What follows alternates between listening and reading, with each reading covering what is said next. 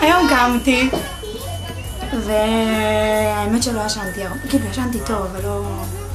אני מתעוררת כל רגע. תמיד יש לי חלומות כזה, די שכבר בא לי שתהיה חתונה. וכל היום היה רגוע וכיף, אני משתדלת להתפלל הרבה ולבקש ולאחל ומה? היום התארגנו, כיף, לקחנו את הזמן, הספקתי לישון צהריים אפילו, ככה להיות רענן. היה יום כיף, בא להתחתן שבוע בשביל היום הזה. מתגעגעת השבוע? ברור, מאוד. מאוד. אני עדיין מתגעגעת. כן, רואים.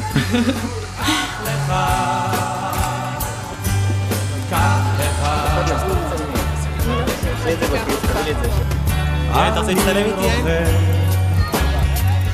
השמש בגבי, כן אני מרגיש אותה כאילו עכשיו הזמן עוקר וכבר נוגע בי ואין כבר דרך עמוס ועדי, אני מאחלת לכם שתהיו מאושרים.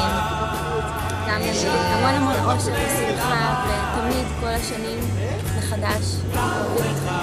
שאני גאה להיות אמא של עמוס ולהיות במעמד של החתונה שלו עם עדי המדהימה. ושאחרי זה כבר לא יהיה עמוס, יהיה עמוס ועדי, וזה מדהים, משהו חזק מאוד.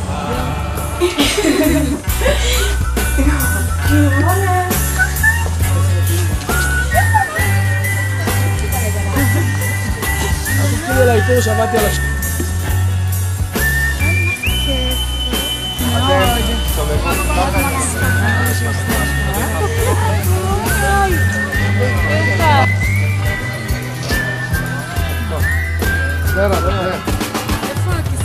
אולי אשוב בצהרי היום, כן אני זקן יותר ואת זוכרת אותי, זה לא עצוב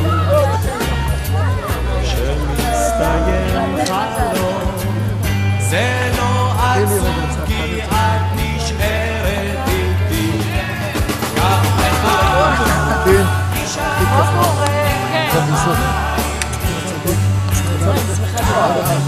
מזל טוב ליום נישואיכם, בהצלחה, אושר, בהבנה וכן הצלחה לכל עם ישראל.